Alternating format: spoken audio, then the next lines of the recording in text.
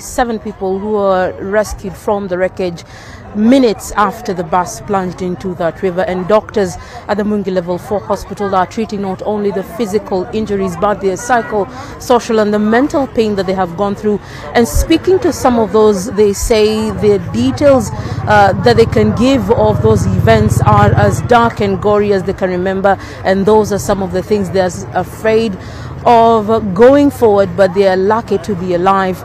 But doctors still insist that much more needs to be done to enable them to get back to their footing. And this is a story I filed in Mwingi Level 4 Hospital earlier this morning.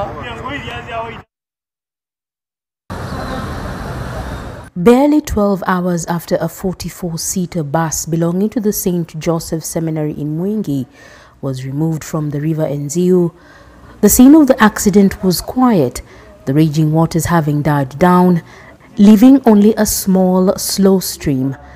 The bus in which some of the deceased were recovered from, a shell on the banks of the river a few yards away. As the river Enziu slowly thins out, leaving just the bare sand, on the banks of this river here, many are collecting their pieces while they hope that the infrastructure here will be heavily improved, not to take away lives and property in the future. More than 30 kilometers away in Mwingi town, survivors grappling to come to terms with events of the last 48 hours, the few seconds they were underwater still playing back in many of their minds. Najaribu kuavoid. Nalala mara nyingine nashindwa kulala. Kama usiku ule wa kwanza juzi nilishindwa kulala. Shindwa kulala kabisa usiku mzima sikulala. Kwa sababu unajaribu kuona vile watoto wadogo. Rika la miaka 6, katoto kanatolewa, ukikaangalia utafikiria kako hai, kamekufa, kanatolewa, watoto wenye walikuwa ndani wanalia. Ni watu wenye tunajuana, wenye wengi wenye tulikuwa kwa hiyo gari. Na fulana amekufa, fulana amekufa, fulana amekufa. Sasa hiyo picha ikinaponijia inanifanya kichwa kinauma. Na kwa mawazo mimi sijui kama nitasahau yale nilipitia. Kwanza wenzangu nilikuwa naimba nao pale tu kando ya mito, alafu kigafla tena hakuna, hawako. Inakuwa ni vigumu sana kusahau. Collins is a bitter man. Even as he counts his blessings that he is alive, he says that while police officers from the nearby Nguni police station were on the scene 10 minutes later, they could do nothing much as many died in the river. Polisi wamesema tu kuna bunduki. Wapewe training ya first aid every region. Wapewe training ya hata kama ni poison, hata kama ni wajue namna wanaokoa wananchi wanapokuwa kwa shida.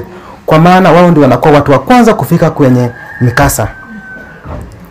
Unangoja daktari wa ambulance, labda ambulance iko Mwingi, inachukua masaa mawili. Watu wamekufa. Tunaangamia kwa sababu ya improper planning. Collins says that once he was pulled out of the water, it was another battle getting across the river back into waiting ambulances. Sasa wao aliponipatia hiyo 100, nikafikiria sasa hapa ni njia ni kuvukisha upande ule, na wanaovukisha na wale wanaobeba watu ama wakushike mkono uvuke. Mimi nikawaambia jamaa, si mnibebe mnivukishe upande ule. Jamaa mwingine akaniambia kama unataka kuvukisha upande ule ulete 100. Na mimi nimepewa 100. Nikamwambia bwana mimi ni wale manusura. Akaniambia bwana hakuna cha manusura. Wewe ulete 100. A driver who knew him from Guni gave him 150 shillings, 100 of which he paid 2 men to carry him across the river. Once he got to the other side, he thought he would get help from an ambulance standing by with another patient. But after waiting for almost an hour and shifting vehicles, the Nguni police boss finally came to their rescue. The men say the events of Saturday will remain in their minds for a long time. Ilipotaka kuondoka kwa nguvu inaenda, niligutukia tayari gari pale imeanza kurudi upande mmoja.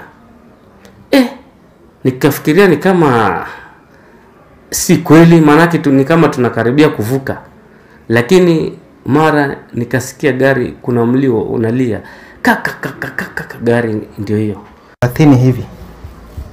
Maji ilikuwa imeshajaa ndani yao basi. Kukawa giza. Hauoni kitu.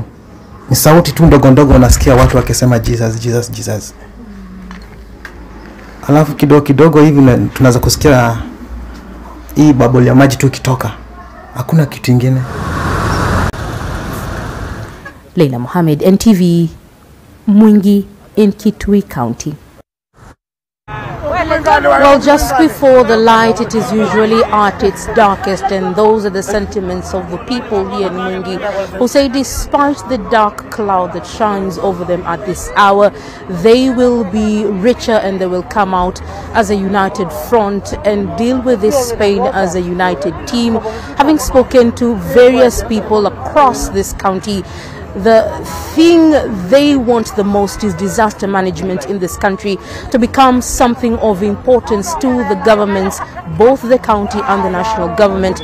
They say the police, the NYS, the KDF, and even the locals should now become centralized in terms of disaster management and response to enable such cases not to become much more than can be avoided, to enable people to save lives and much more.